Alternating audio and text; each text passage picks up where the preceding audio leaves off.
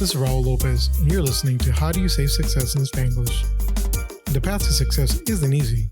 For minorities and people of color, many attempt this journey with little to no guidance. Join me as I sit down with individuals who share their stories of perseverance so that together we can learn how to say success in Spanglish.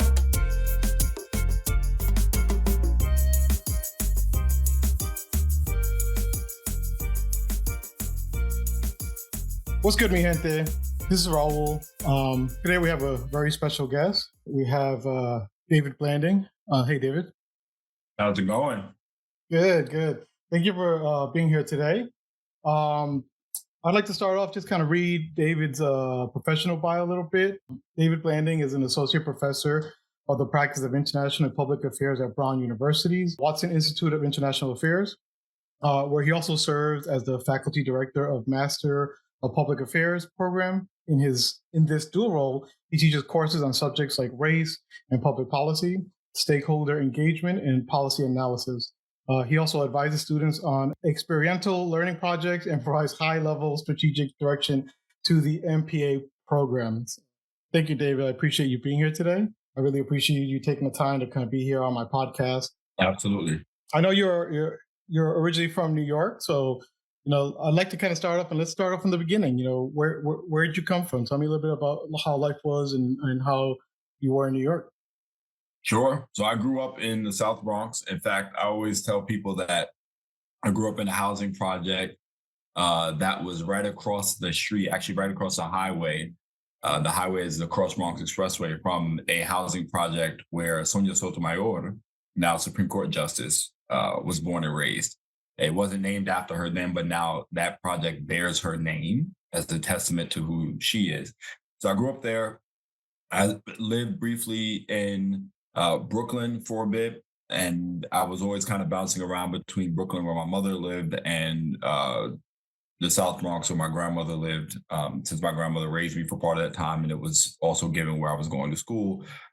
A much better place for me to be in many respects throughout those elementary and secondary school years in particular. So you mentioned your grandmother and your mother, and I think you mentioned before with me that they were pivotal role models for you in your life, and they were pretty much the ones that helped raise you. So can what influence did they have, at least early on when it came to either your hard work or any other characteristic for success that you think that you've had? Yeah, so I think my mother and my grandmother, both in their own right, models of perseverance and compassion and resilience. My grandmother was a woman who decided to go to college as a 30-something-year-old single mother who was on welfare, who had 4 kids, and went to college, earned an early childhood education degree, and then got into early childhood education for a number of years.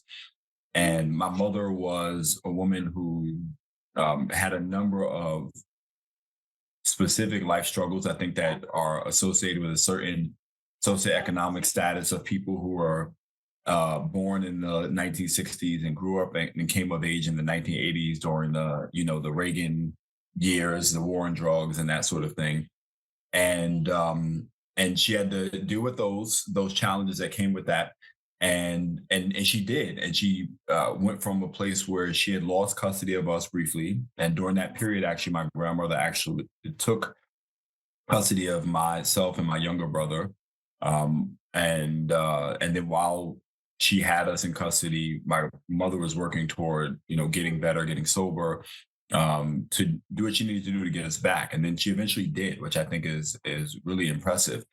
And so my mother was present at pivotal stages in my life when I was being exposed to great opportunities, like ones with nonprofit organizations that really advanced my educational development in ways that would not have been possible otherwise.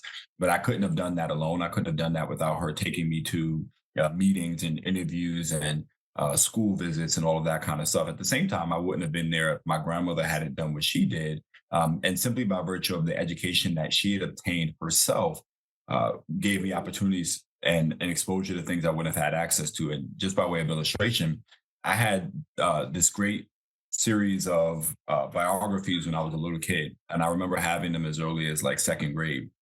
They were biographies of famous Black leaders, and I would read about Dr. King and Nat Turner and Langston Hughes and Paul Robeson as a 7 year old. And that really provided a ton of inspiration for me, but also was incredibly valuable education, right? I was reading these multi chapter books at an age when lots of kids not only couldn't read like that, but didn't have the ability to get access to resources like that. So I was learning substantively about topics, about people that fostered my own development.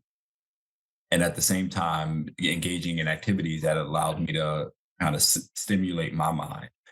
So I think it was that combination of two that was really transformative for me. You know, it's one thing to have somebody in your life who is willing to step in when there's a need, right? Because whether it's a parent or somebody else that you're lacking in something, it's another thing to have um, somebody do that to you, expose you to things you wouldn't have exposure to, even if you had been, in an otherwise intact traditional family, and then have a person come back and say, you know what, I made a mistake, I messed up, I didn't do it the way I should have done it, and I'm going to do it the right way, and I'm going to enable you to have all sorts of things I didn't enable you to have, just a few years ago. So for me, those two people, among others, but certainly at a critical early point in my life, were instrumental in my being able to have the opportunities that made me who I am today. And at that early stage of your life, was the idea of college, you know, pushed upon you, or is that something you knew you wanted to go to, or I know especially growing up in those type of neighborhoods, not everybody's prone to go to college, or that's not even a discussion for most households. For you, did you know you wanted to go to college early on, or was that kind of a I think I knew, but not with the level of clarity at that time that I think I later developed. And it was ironic because my grandmother did not.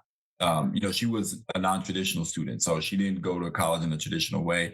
And even if she did, she never pushed that upon me. She never even established it as an expectation. Her own kids, including my father, who's her son, did not go to college.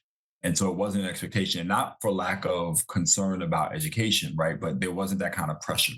And I often talk to some of my counterparts, including some I went to school with, about the pressures that they face in terms of educational attainment. I never had any of that. What I did have was a lot of support. If I had said I wanted to stop at high school, people would have been proud of me. If I had said I wanted to stop at an undergraduate degree, people would have been proud of me. And so on and so forth. So I had people who provided me support without any expectation. Um, in some ways, I think that students who have enormous pressure upon them benefit, right, from being pushed in that way. In some ways, they struggle under the weight of those expectations. I know many people who really could not deal with having to carry that burden of being the one in their families who had to do that.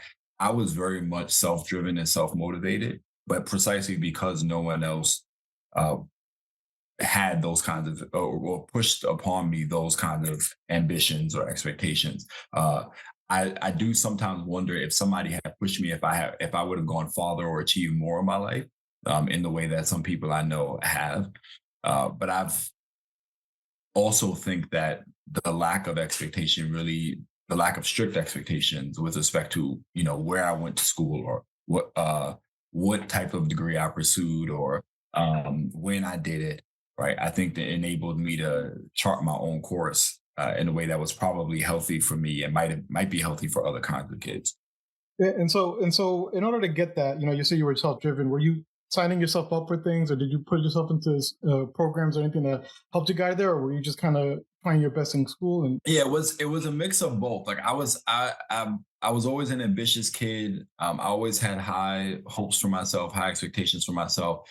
But I can't take credit because success is a mix of luck and foresight, Mhm. right? Yep. Opportunities have to come your way, and you don't always get to control which opportunities come your way, right? I would not have known that Prep for Prep existed, and I certainly could not have applied to Prep for Prep. Prep for Prep is a program for high achieving students from New York City, right? I don't know that I would have known about that program, let alone been admitted, if I had lived in a place like Houston or Iowa or Des Moines, Iowa, or what have you, right? Because their reach is not that way, and there aren't comparable programs in some of those places.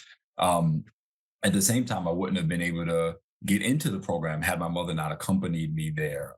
Right, I found out about Prep for Prep because an assistant principal at a school I was attending at the time recommended it. At the same time, I also know I could not have gotten into that program if I wasn't sufficiently self motivated to go through all those steps that were required. Right, Mhm. I had to take an exam. I had to first of all have certain academic attainment before I even got into before we could even be eligible to apply. But then we had a whole exhaustive application process that included traveling to Manhattan to take exams, doing interviews, doing an IQ test. Right, I had to want to do that, and because I unlike some other kids, I didn't have a mom or a grandmother who was like, "No, you must go." It was me. It was me saying, "I will get up and do this. I want to do this." And in fact, one of the great things about my mother, I think, was that when there was a pivotal opportunity for me to go one way or the other, when it came to admission to that program, just by way of example, I'm the one who made the final call that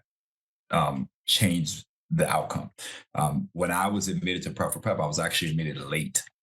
So they were kind of not sold on me, I guess, is the way to put it. Yeah. And they the way it worked is at every successive stage of their admissions process, which is a multi-month process, or at least it was when I was there in the mid 90s, you got a letter of rejection or a letter saying you advanced to the next round. Mhm. And I was advancing to the next round. And then finally, there was a point where I had heard nothing.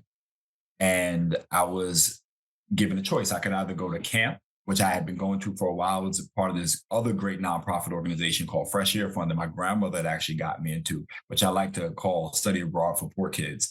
But and so I was at the home of the family I was staying with, and I believe it was Vermont at the time. And I had just arrived there, and I believe it was a Friday evening. I was having dinner, and my mother calls me on the phone, and she said, "Hey, um, I forget exactly how she opened up, but she basically said, you've been admitted to Prep for Prep." Um, and she was like, I'm proud of you. Uh, but, and this was the catch, you have to come back home because the classes start on Monday. And I was like, wait a minute. Um, I have to come back home. I had pretty much resigned myself to the idea that I had been rejected, but they maybe had just the rejection got lost in the mail or something. So I was fine. I'm gonna have a normal summer like everybody else and go to camp. And then in that moment, I was also like, if I wasn't good enough to be admitted before I got up here, why should I care? Like, it's sufficient validation for me that they had admitted me that I didn't know that it was worthwhile and then have to go sacrifice this thing I was going to commit to. But she didn't force me. She didn't say you have to come back home. She didn't say, I'm ordering you to come back home. She said, look, as I was hemming and hawing a little bit and Mhm. expressing that to her over the phone, she said, look, I will support you essentially in whatever decision you make, but just remember, you were the one who wanted to show up for those interviews, and you were the one who wanted to apply, and you were the one who wanted to go to this interview and that interview, and you worked so hard to do this, and you made those choices, you made that commitment. She was kind of like, it would be a shame if you gave that up, but she never at any point said you must do this. And that being compassionate, but also allowing me autonomy was the right kind of thing I needed at that point. And I made the decision myself to show up. And so I just say that to say that for me, that success has resulted from people seeing things that I would not have been aware of and connecting me to opportunities I would not have known about. Yep. My grandmother with Fresh Air Fund, my mother with Prep for Prep, and that assistant principal with Prep for Prep. But then also me having the foresight myself to recognize opportunities for what they were and to take advantage of them. I can't take credit for opportunities I was given that I wouldn't have known about, but I can take credit for following through on them and not giving up on them or on myself when I had these chances. Yeah, and with Prep for Prep, they've probably supported you through your process to apply for college and get to college. And when you were applying for college, and you were getting to college. Like, did you know you were going to end up going to Boston University, or were you kind of all over the place? Yeah, that's a good question. So I will say there are Prep for Prep is a phenomenal organization. Let me say that. And it's too bad that there aren't organizations like Prep for Prep around the countries and possibly around the world. It takes an enormous amount of resources to do what they do, and even with those resources, as a social scientist, I can tell you that the scope of their impact, right, is relatively limited, right? And I'll say more about that in a second. But my point is this: they were instrumental in my getting into not just Boston University, but every college I think I applied to at the time, and there were other similarly, you know, elite, prestigious, well-resourced schools in DC and Boston and New York. And in that program, were you guys, was the majority of the kids in there going to big name schools Oh or yeah. In fact, I like to tell people I'm the black sheep of the Prep for Prep family. I know too many kids who went to Harvard and Yale and Princeton, and so I remember getting to BU and being like, "Well, I really messed up." In fact, I remember a friend of mine who went to the same high school I went to, private high school I went through, was not in Prep for Prep, but ended up at BU, and we were feeling we were being self-loathing because we were looking around and realizing that we felt like we squandered the opportunity and the investment that people had made in us because we Mhm. had not gone to one of these more elite schools. And to be honest with you, it never even occurred to me, not that I would have gotten in, but it never even occurred to me to apply to an Ivy League or an MIT or a Stanford. It just really did not. That was not what was factoring into my decision. Mhm. I had the very specific reasons for applying to BU, and we used a very systematic process through the high school I attended, and Prep for Prep really helped augment that thinking process that my elite private school had provided on its own. But but no, I never, I thought about going to college, but I didn't have, I wasn't as concerned, I think, about brand name and things like that as I think some people would have been. And maybe if I had approached it that way, I might have had a different outcome. Um, Not just in terms of where I applied, but all the stuff I would have done might have done to get into Yeah, school. and I just I point out to the the fact that it's kind of amazing when you go to a pretty good school like Boston University, and it's considered probably the low level to some of the other people that were in your program with you going to these other different schools, but for kids in like that didn't have these opportunities that you had the luxury of having, they just going to a community college might have been the highlight of that school. You know what I That's mean? right. Most kids in my Yeah, school were lucky to go to a local state school. You know what I mean? That was that's right. the majority of the kids barely graduate. And so I think you're right. Just Yeah. the fact that you've had these opportunities, but Yeah, it perspective is everything, right? yeah. In my community, it was the same thing. Nobody celebrated that I got into Boston University versus you know, Boston College. Literally people didn't know the difference. I couldn't tell Mhm. you how many people thought I was going to Boston College when I said I was going to Boston University, or didn't know it was a private school and not a public school, or any number of things, right? People celebrated that I got into college. Yeah. People celebrated that I got into more than one college. People celebrated that I got into college out of state. Like, people's minds were blown. And that was considered for them a high level of achievement. And to some degree for me as well. It wasn't really until I started to, because I had that broader frame of reference, right? I knew people were going to these other places, that I was like, oh, wow, this really is not a significant accomplishment. And even so, this is not to be ungrateful, because I'm also mindful that it is true even today that it is a good school, right? It's a Mhm. good school.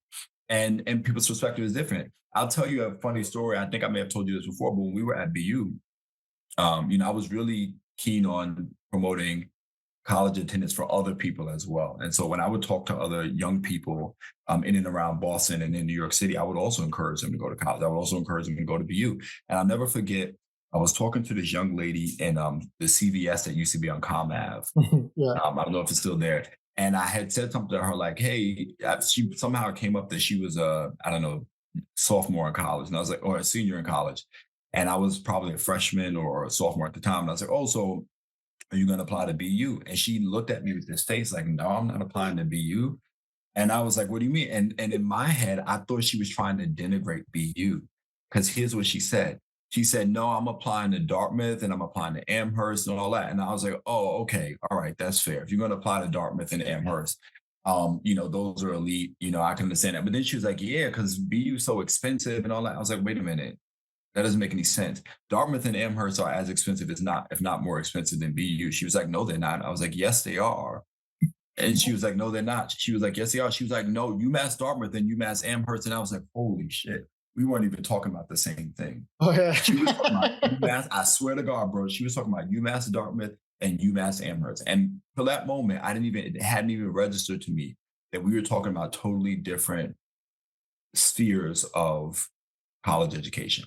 And that is so emblematic, I think, of what the experience can be like for so many people from the backgrounds like you and I had. Right. Yeah. We're looking at the world through a very different perspective. And so here I Hmm. was being self-loathing because I thought my school wasn't good enough or I hadn't achieved enough. And somebody else is telling me, that's at an echelon they weren't even willing to aspire to. Yeah. Yeah. No, I mean, and you're right. Perspective is everything, and I think when you grow up in the type of neighborhoods that we grew up, that you don't get to see everything. You don't have the people going forward that have achieved some of the same things that we were achieving at our point. That yeah, the not to, like I said, not to put down BU. I love BU, and but when I was applying to Brown, I was like, I don't want to go to Brown. I was applying Mhm, for Brown because the program I was in, they were kind of encouraging us to try to apply to some Ivy Leagues, and mhm. I applied to Brown. And the first thing I said is like, I don't want to go to Brown. There's too many white people. You know what I Mm, mean? yeah. Little did I know, like every college is too many white people. I mean, I was going to be a minority at every school that I was going to go to, regardless of Right. which school I went to. You know what I mean? But Right. it's that perception. You know what I mean? I'm thinking Boston's going to have more diversity as a bigger Mhm, city than Pawtucket, Rhode Island. That I'm just going to be, around my people. You know what I mean? And so I intentionally did everything I could to make sure my application wasn't nice, wasn't done right, and my interview, I didn't really put too much effort into it, and I felt like I could have gotten into Brown, but I intentionally tried to take myself away from that because of mhm. the perspective I had at that time. So obviously getting into college is one thing, but then starting college and once you're in there, it's a completely different journey. So tell me a little bit about how your first year of BU went. So Terrible. But and actually terrible, but also exactly as in some ways the good folks at the college board or whoever would have predicted, right? So we know SAT scores are typically a predictor of first year college success. Um, and for me, that was probably a reasonably accurate statement. And not because I wasn't intellectually capable, but because so many things intervene in that first year experience when you're transitioning to an environment like Boston University from an environment like the one I was used to. And I don't mean my private elite high school, but the other stuff that I probably needed some time to get used to it, which I did. Right. So just by way of illustration, so you and I started college, right before me, right after 9/11, right? mhm. Yep. So it was a huge influx of people enlisting in the military and enrolling in college, right? It was the start of a big wave of us enrolling in college. Half of people thought they were going to become soldiers, half of us thought we were going to become diplomats. Um, what that meant, though, for schools is they had more people, more students than they could accommodate. Great Yep. financially, but potentially problematic in terms of culture. So at BU, this manifested in for a number of years in succession, they had insufficient housing for freshmen, Hmm. but expected freshmen to reside in on campus or campus sponsored housing.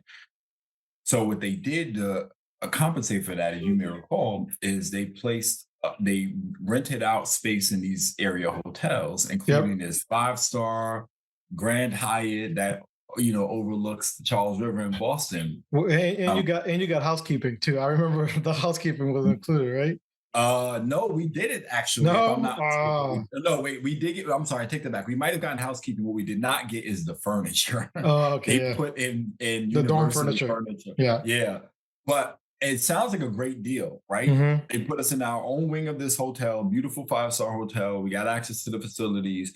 Um, it was not such a great deal because we were in Boston. It meant we were um, separated physically from the main campus, right? And it's Yep. not like we knew the campus so that we could navigate it easily. We had to commute by, a shuttle bus, which they arranged, which is nice.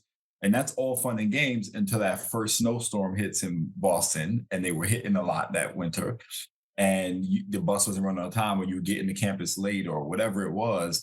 And that, for me, partly threw off things, right? And I wasn't connected to the main campus culturally, socially, otherwise. I didn't see people. If I recall correctly, the Unlike in other dorms where that first few weeks, right, you have events going on, you have your everybody's doors open, you can freely meet people. We couldn't do that. We weren't allowed to just keep our doors open, even though we were in the same wing of the hotel. In fact, I think when we first got there, we didn't even know that we had that wing of the hotel, several floors in that wing of the hotel. So it was kind of hard to connect with people. We would physically disconnected from the main campus, and then you had the logistical issues of getting to and from class from literally another city on the other side of the river, on the other side of Charles River. So, and then the few times in my case that I did go to campus, it didn't go well. We engaged in the type of behaviors that stupid freshmen engage in, and we got in trouble. And I remember what was a turning point for me in some respects was I met up with these guys I hadn't met before, and we went to a party on West Campus, right? So one of Brown's, excuse me, Boston University's preeminent areas for, young students to connect and engage. We went to some party. There was some drinking going on with some people, and an RA comes by, and we knew enough to know that the RA shouldn't see the alcohol, right? So they tried to hide it. But we had this very brilliant guy that was there takes this bottle and puts it in what he thinks is a discreet place under a chair. RA comes in and he's like, "All right, have you guys been drinking?" "No, of course nobody's been drinking here. What do you mean?" He goes, "So what is that?" And points right under the chair. And it's alcohol. And then I look at this kid, it's like, "Are you dumb? Why would you put that there?" But anyway, so that instance resulted in us getting a modest punishment, but it was enough of a wake up call for me that I was like, wait a minute, I cannot afford this. I remember that we were all talking afterward, and everybody's reactions were very different. I was the only black kid. That was the other key thing in this story. A lot of these other kids are middle class white kids. One kid was like, "Oh, my dad's going to be mad at me." Another kid's like, "Oh, I don't want to get in too much trouble." Other kids are like, "It's not going to be that big of a deal. We didn't do anything wrong. It's just a little bit of pre-college stuff." But in my mind, I'm like, wait a minute, I could get kicked out for this. What if I get kicked out? I don't want my story to be I went to college after all of this fanfare about me going to college, and then within a couple weeks, I did something stupid that caused me to get kicked out and blew this opportunity. And it ended up being fine. We got penalized, but it wasn't so severe that I couldn't, continue classes. But my response to that was I need to cut this altogether. And I completely withdrew from social life. And I decided I was going to get a job. I decided that the idle hands are the devil's playground, and in order to avoid getting into any trouble, I was going to get a job and I was going to work as much as possible. And when I wasn't in class, I was going to be working. That's what I was going to do. And I went and got a job in the dining hall, and that's where you and I Yes, met. yeah, and I was just going to mention, And I was like, it's hilarious the way you mentioned that, and the way how this event kind of changed your perspective on the social aspect of college for some part. You know what I mean? Because when I went to work at the dining hall, we were working late night cafes. So it's, yeah, we cook all the foods at the fried foods to all the kids at night when they come down and they use their points to get food. And the thing I remember the most about you is first, I think me and you were the only minorities there. I was the only yep, Latino and you were the only black kid there. yep, And you were just constantly with an angry black man face. You were just standing there with your headphones on, not interacting with anybody. And you were just always just really, really mean mugging everybody. And I remember coming there and I'm like, he's the only minority here. Let me go talk to him. And so I think I kind of yeah, just pestered you a bit. And then we came into a few situations where we go back to the scenario with your you living in a hotel on the other side of the river where we would work till 11 and the last bus was at 11. And so there yep, was nights where you were walking, 11, yep, 11:30, 12 across the river by yourself, freshman, yep, first time in Boston, across the thing. And I lived much closer that I was just like, just come crash at our house for the night. You'll leave in right, the morning. You know what I mean? yeah, And I think that's kind of how we started becoming friends. But it's just hilarious to me how you were so antisocial at the job and how yeah. it kind of puts perspective in it where you were like, I'm here for a purpose. I ain't trying to mess Yeah, and around. that's what it was. I wasn't angry. I was motivated. I was trying Yeah. to be disciplined. I was like, look, I just got into this serious situation because I wasn't focused, and I'm about to squander this opportunity. I need to focus. And it wasn't, I think I probably swung the pendulum a little bit too far, right? Because I think and now that I'm a professor, I can say with confidence, and I tell students this, I tell parents this, college is about so much more than what happens in the classroom. And you have to give your students the space to grow and mature in ways that college allows you to. If you let it, if you spend all of your time in a classroom or a lab, you will not be the kind of student that will have a successful career in this country. And but for me, it was a survival instinct kicked in. All of those things that I was told as a kid, where it was like, you don't go to school to make friends, you don't go to school for the teacher to like you, and all that. That kicked in, and I felt like I have forsaken some of those foundational principles that make a lot of sense when you're a poor kid growing up in environments that you don't consider your own, right? And navigating spaces you don't consider your own because you're trying to survive in them. You're not thinking about how to thrive. You're not thinking you own them. You're not thinking you're entitled to them in the way that other kids who have been accustomed to those environments feel. And so I reverted back to that. And that was where that focus came from. I was like, look, I need to keep, quite literally, tune out, the noise of social life, and remember that this is a university, and treat it basically as if it's a job. It's another job. And get another job that earns money and another job that prepares me for the future. And it's funny because the one thing I remember the most about you was you were always working. You would have one, maybe two jobs. You were always doing Yep. something. I had at least two, if not three jobs every single semester I was at Brown. I was working at least 40 hours a week. And was that financial reasons mostly, or was it a mix of both? The social, Oh, keep me out of trouble, and it was both. It was both. It was financial. It was strategic with respect to being focused. It was strategic with respect to my long-term ambition, right? So I was eligible for federal work study, so I had a work study job. I considered that my resume job, meaning the one that I would tell future employers about. But you may recall, your hours were limited, right? Mhm. And so I had that job that I knew would potentially be impressive. That was a job that if you ask anybody who hired me or who was looking to hire me, after I graduated from college, that's what they would have seen on my resume. But then I had the job that I thought would bring home the money, but wouldn't be impressive to employers, right? That was a dining hall job, right? That was all those hours. Most of my time was spent in that dining hall, Yeah. right? In terms of earning money. And it was because I could earn money by spending more time there. But I never equated that with the kind of jobs that would be um, valued by employers for better or for worse. And so I was like, I have to have both. I need to earn money, right? And I need this thing to occupy my time, but I also need something that looks constructive to other people when I'm out in the workplace and will matter to those people. And so I was being strategic in that respect. And I always had combinations of those things. I tell people to this day, I had the resume job. If I didn't tell people I worked in the dining hall, I don't think people outside of my immediate friend circle would have known at And all. you're in school, which is a full time job for most kids in school as Yeah. well. And there's a lot of people who have the luxury of not needing to go and work. You know what I mean? Yep. I think both you and I at some point we went through our broke phase in college where we're scraping by, with the little we had. So we Yeah. don't have the luxury of not being able to work, but to work almost 40 hours on top of your schooling, you know what I mean? And you also were Yeah. volunteer, you know what I mean? It was like Yeah. all these extra steps that you were doing.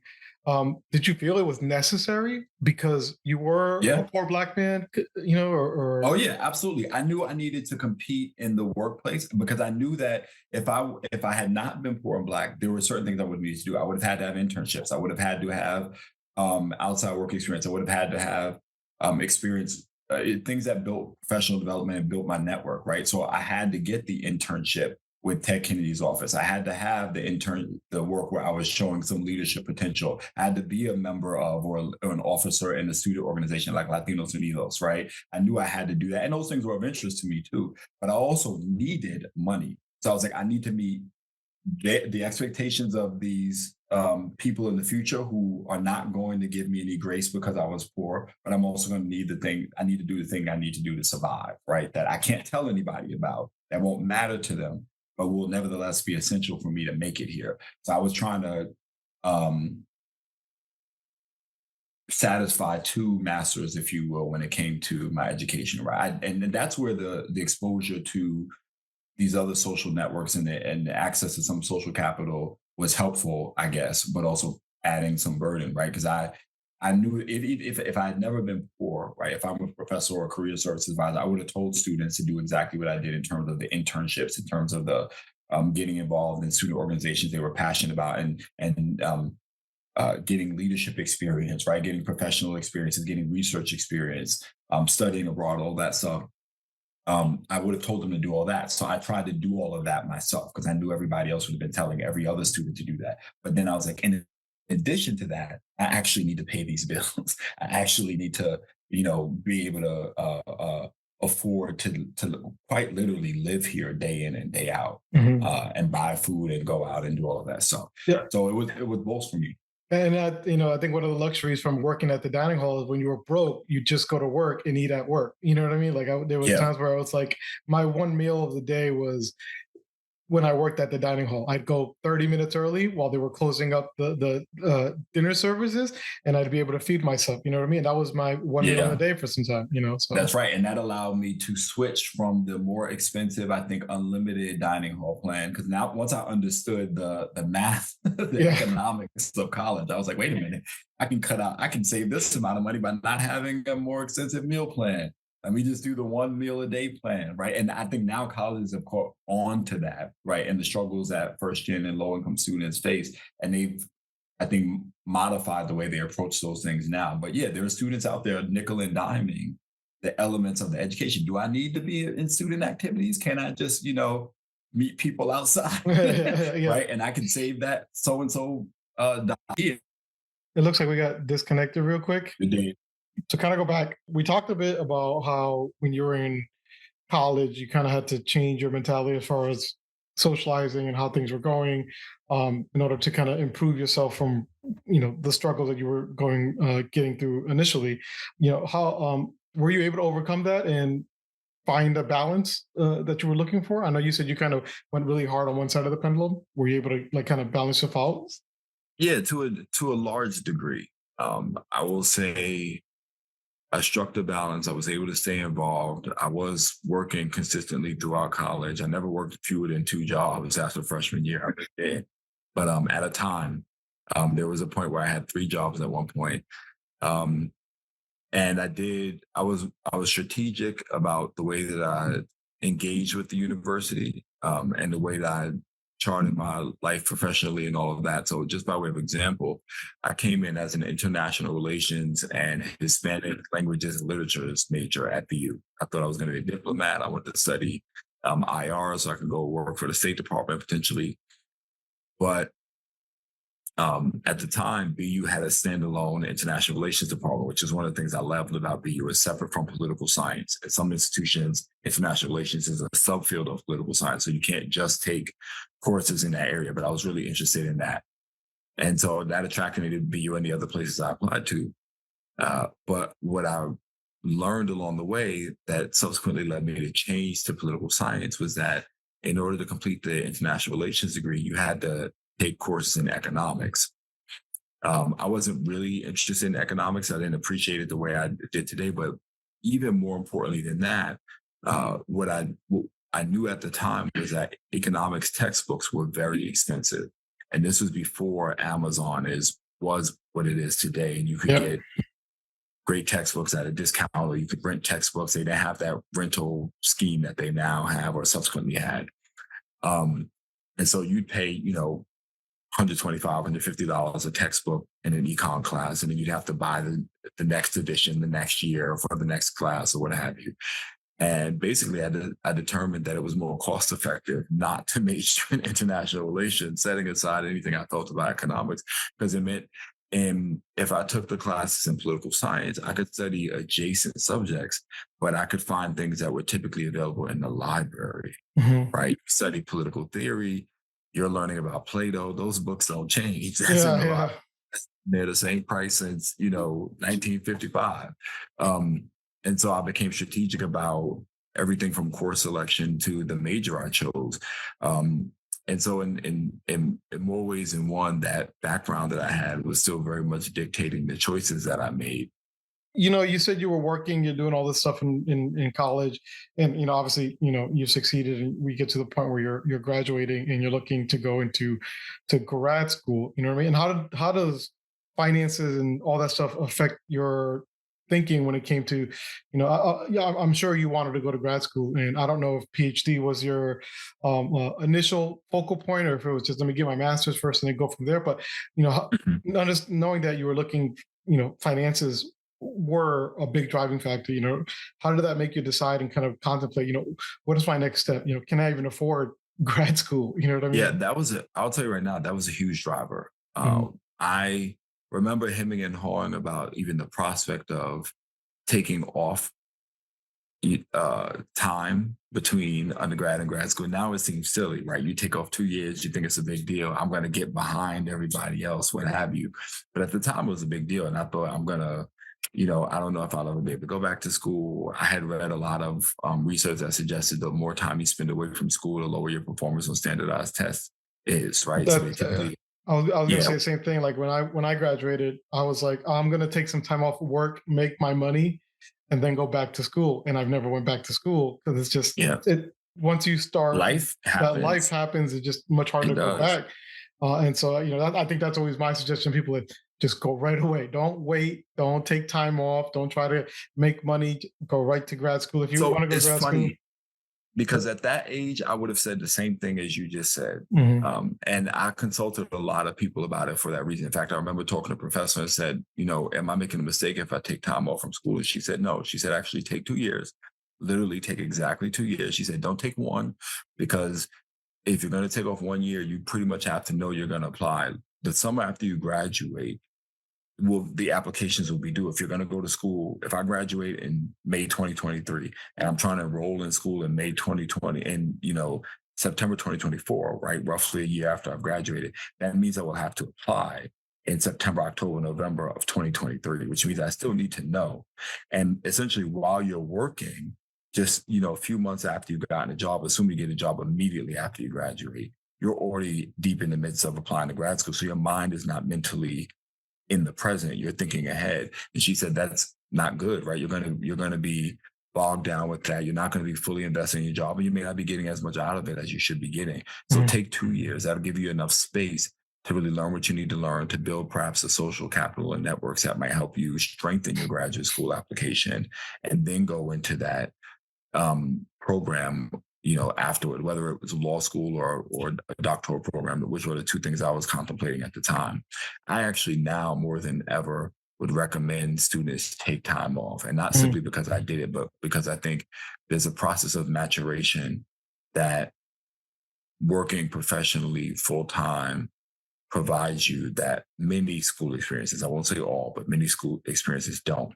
I recommend college to a lot of people because it provides a process of maturation that outside of college does not provide you for younger people. But I think it's different from the process that you get after you graduate with a degree and you're working in the field. I Mhm. see a lot of kids who come into graduate school programs who are otherwise intelligent, diligent, uh, industrious people, but don't have the wisdom that life experience gives you, right? The maturity that life experiences give you, and not in a negative way, but just there's something about having been through things, whether it's challenges or triumphs, that college won't necessarily give you to the degree that a job with responsibilities and rent and all of those kinds of things, roommates or children or marriage or whatever that people often accumulate in the time between, educational journeys, that those things give you.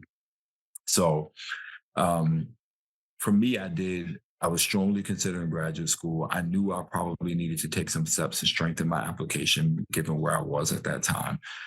And I also thought that being in a professional environment would help me hone my interests, strengthen my network, and potentially strengthen my application for whatever program I ended up in. Which initially I was thinking everything from doing a joint JD PhD, which would have been a major investment in time and money, right? And for somebody coming from my background was something I really wanted to weigh very, very carefully, and then doing one or the other of the two. Where I ultimately landed was the PhD program, and part of the reason, frankly, is I realized that I could be paid to do a PhD but I would have to pay somebody else to do just about any law degree that I would have pursued at that time. And so And let's I thought, just to clarify, this is the PhD program at Brown specifically. that's right. Okay. And comparable institutions. So, Hmm. I came out of the U with about $27,000 in debt. Hmm. And I was fortunate enough that in those 2 years that I worked between undergrad and graduate school, I was able to pay off about $7,000 in that debt. In fact, I remember I had a discrete loan for about that amount, and I felt such a sense of accomplishment when I paid that off with my little first job salary that I had from working at a nonprofit. But yes, I knew I wanted to go to some sort of higher education. It had always been a dream of mine. In fact, you lose sight of that kind of stuff when you're going to the journey. But when I finished with my PhD, actually, someone I grew up with as a child reminded me that I had told people when I was a kid I wanted to get a PhD, and I had forgotten that because you forget about all of that stuff when you're in the midst of writing a dissertation or taking classes or whatever. You just forget about that stuff. Um, I was pursuing it because it was important to me, but it wasn't that kind of dogged interest that some people have about things. It was just I'm starting. I started this. I'm going to finish it, and I'm going to finish it on time. Hmm. And best laid plans often go awry, and that was certainly the case for me with just about everything I've ever pursued. I thought I was going to finish my PhD in 4 years, which was a record time. And I didn't do it that fast, but I'm proud of when I did do it and finish it, and grateful that I was able to do it. And part of that is because programs like Brown do what they do, and they offer opportunity. They took a chance on somebody like me first of all, but equally importantly, they provide the resources to enable me to be successful, which I think is a running theme in my life, right? You have to, at least when you're coming from a background like mine, it helps tremendously to have people who see potential in you and are also willing to make an investment in you, right? But again, it matters that somebody like me is willing to take that risk and that chance, right? Going to grad school is a major risk. There are what economists call sunk costs, right? That money that I could have made if I had continued working over those 5 years, plus the year that I spent doing the postdoc, plus the year and a half I spent on the tenure track, I could have made far more money if I had, just stumbled my way around the private sector for a few more years. And so I had to give that up. Not to mention things like retirement contributions, right? I was in graduate school, fortunately, during the Great Recession, but I also wasn't contributing to my retirement, and I can't get that back, right? I can never have that time back. That's the one thing we never have enough of, and we can never really get back. Um, so it was a real sacrifice, but it was also helpful to me that, instead of having to pay thousands of dollars and accrue thousands or hundreds of thousands of dollars more in debt at a time where I couldn't imagine facing that much more from my background. I was instead making a little bit of money and feeling a little bit more comfortable. And I was actually able, as a grad student, really for the first time, to devote I won't say 100% of my time, but nearly 100% of my time to being a student. Like I would be sun up from sundown doing schoolwork from sun up to sundown. Now, at some point, I did start to get into other things. I worked a number of jobs as a grad student, to everything from the pre-professional advising office to the pre-college program to teaching to being in the teaching and learning center. I worked a ton of jobs in grad school too, and was involved in a lot of other ways outside of that. But at least for those first 2 years that were really focused on courses, I could actually just concentrate. And I would not have been able to do that but for that little bit of money that the university was giving me at the time. It was a paltry sum, but it was more than it was. Just the idea that I could be paid to go to school was such a relief. And it made it so much easier and so much less stressful than it otherwise would have been for somebody in my position to really focus on work. And I mean, during that time too, I mean, you're going to school, your financials, are a big important part in just surviving. You know what I mean? You're away from your family and all that stuff as well, so you're still dealing with all this stuff. But and the mentality you had when you went into undergrad, where you mentioned before that your identity, it's kind of shaken and you're not really sure, and then you're a little more mature. So a few years later you're in grad school. How does the transition from where what your identity was in undergrad to grad school, how are you able to kind of maintain or change, or just refocus? Yeah, I think one thing that became eminently clear to me through some pivotal experiences in college, and on into grad school is that I have an enormous well of resilience. And that comes from the many things I had to deal with in college, including the story I told you earlier about that incident that happened. I never got in trouble again after that incident with the drinking. But I also had to deal with, navigating the cost of attendance. I spent a lot of time at financial aid offices. I remember going and practically begging them to do something for me because I really didn't understand finance in college. I didn't understand that even though my estimated family contribution was $0, that they still expected me personally to contribute toward my education. And so part of the money that I was earning that I thought was just going to be mine was supposed to go back to my education, which is fine, right? It's not an absurd concept that you would have to pay for your own education if education is going to be any cost. But I didn't understand that. And so I wasn't prepared for that in the way that I was budgeting, in the way that I was spending, the way that I was saving. I was sending money back home. I thought that first time I had a paycheck, I went back home and bought groceries and Christmas gifts for my my siblings. Like I was balling. I thought I was just got drafted into the NFL. And then I got the spring semester tuition payment. I was like, you got to be kidding me. And I felt like an idiot more than anything. I felt embarrassed. But I had a few of those instances where I didn't fundamentally understand finance in college.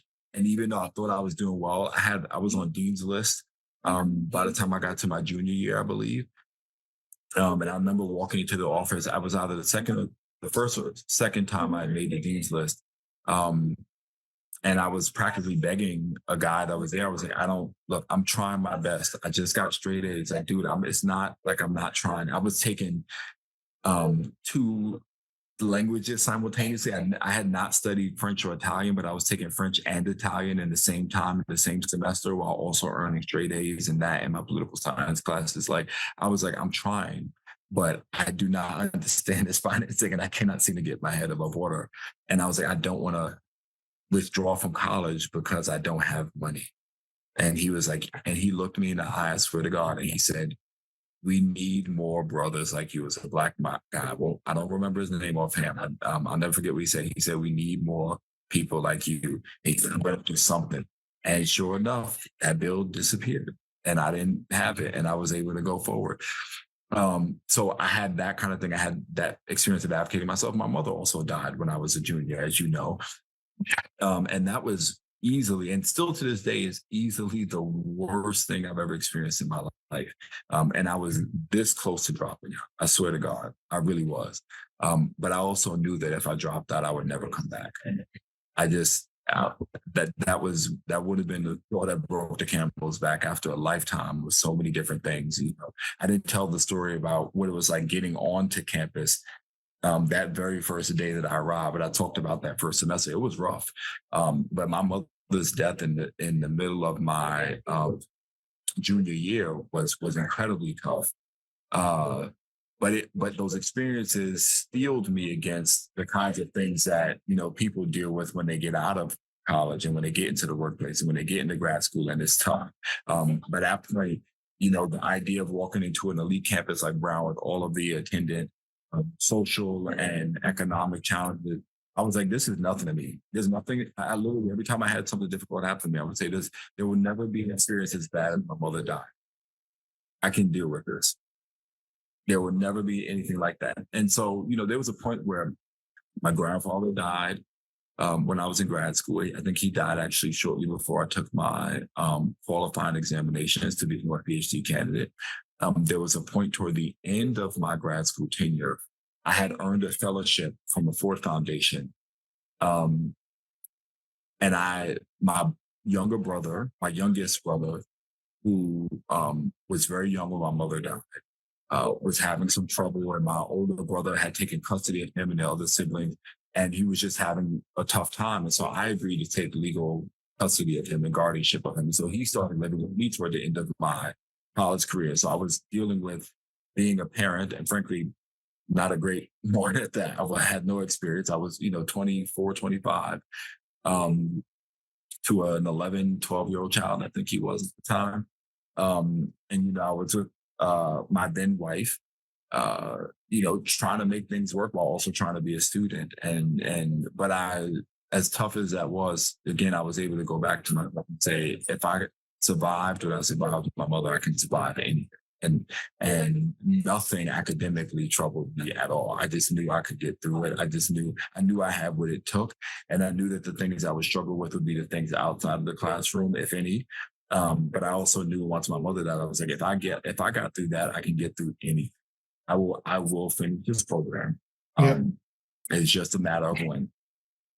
And so going back to everything that you've done, everything that you've gone through, we're not even, probably have to come back at a future time to talk more about just the career aspect and, the career experience, because that could probably a whole new episode just on that aspect of stuff, but from this point on, from this stuff that you've gone through and this journey that you've gone, if you were to go back in time and tell yourself, give yourself some advice, what would be some of the things you tell yourself? Oh man.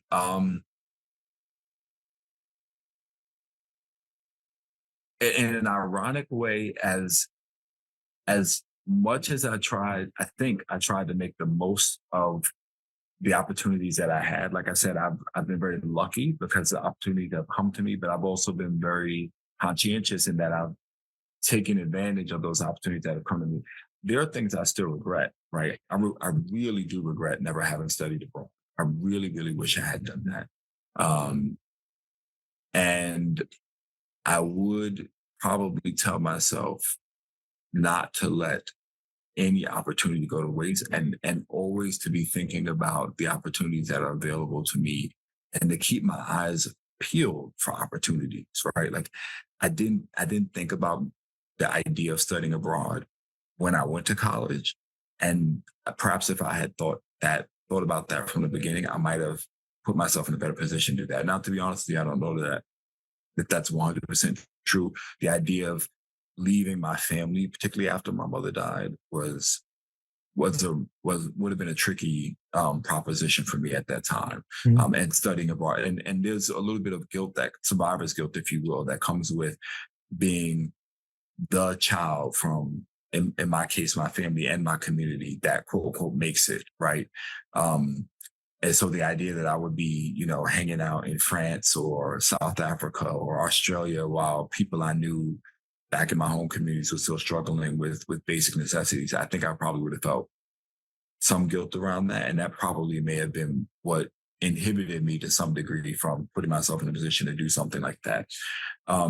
So I would tell myself though not to worry so much about those kinds of things, and to position myself as up to think about what else is out there. I think that's one of the most challenging things for somebody like me is you don't know what you don't know. And there are so many things, even now, I now recognize I could be thinking about, I could be asking for, I could be advocating for, that I may not even be occurring to me, but are occurring very much to counterparts who have had more social capital, who've had more exposure to things.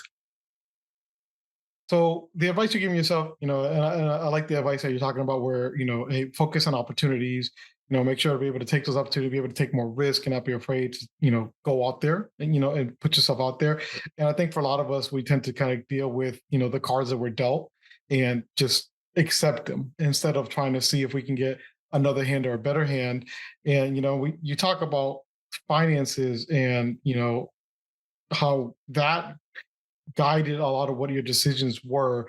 I think that kind of all goes hand in hand. Where we're used to living a life where, we don't want to sacrifice or do stuff that's going to put us in a situation where we're already going to be more financially, put us in a worse financial position than we were before. So we sacrifice opportunities or our livelihoods for because of the fact that, hey, I can't go buy these new shoes because I got rent to make this week, Right. or as a parent, sometimes you won't buy yourself anything for a year because you want to make sure your daughter or your kid has enough for their soccer club or whatever they're doing. You know what I mean? And and for me, part of the podcast was the same thing. For years I put off doing stuff that I wanted because I don't want to put the money into it. And even the minimal cost of building a computer and getting the audio equipment was too much for me to risk. You know what I mean? And so, I think, I totally understand, that vibe that you mentioned. Yeah. And I'll say that I think they're all fruit of the same tree, right? So ultimately, this is all an artifact of our having had a scarcity mindset, as some folks would put it, right? We walk into this world thinking there's a finite pool of resources that we have access to, particularly financial resources, and we draw down from that every time we agree to do something. And so every choice we make is a trade-off between two things that are going to draw down from that fixed pool. Other people grow up with an abundance mindset, right? Where they think the pie can grow. And so they make those investments in something like a podcast or their own personal training or going abroad or what have you, because they figure you can always make more money somewhere else. And I think we ignore the fact that those mindsets are epiphenomenal. They come from, I think, how you've been raised, how you've grown up, and what kind of opportunities have in fact fallen into your lap, right? And whether you had to make sacrifices or you were taught you had to make sacrifices to make things work, versus the notion that you could simply replace things or simply expand or what have you. And for the greater part of my life, and to some degree, even today, I've operated with that scarcity mindset more and more as I've grown up. I've tried to shift toward an abundance mindset, the idea that, I could make more money. I could do more. And so simply incurring more risk, more burden doesn't necessarily mean I'll be, in dire straits, right? I can come out of that, um, because the pie can get bigger, right? I'm not stuck forever with whatever I may have started with, or whatever I have right now. Right? It can the pool, the pie can grow, can expand, but it takes a while to get comfortable with that, and it takes, frankly, a lot of you actually expanding the actual pie. Right? I make more money than I ever made. I make more money than anybody I knew growing up ever made, and more money than, frankly, I think I imagined making when I was a kid. Um, but I think that is in part because of a change of mindset. I'm no longer thinking about, if I do this, I won't be able to do that. And while there is some truth to that, right, there will always be trade-offs to the choices we make. Um, I don't think that those trade-offs have to dictate my life in the way that they once did. So yeah, no, I mean, I think you put it in beautifully, and I think it's definitely, I think that's perfect and great advice to kind of end on. Thank you for coming on my podcast today, and I really appreciate you. I've known you for a long time, and I appreciate you. And to everybody else, thank you for listening. I really appreciate your support, and hopefully you guys join me again next time, and we'll continue to learn how to say success in Spanglish. Awesome. Take care, bro. Take care.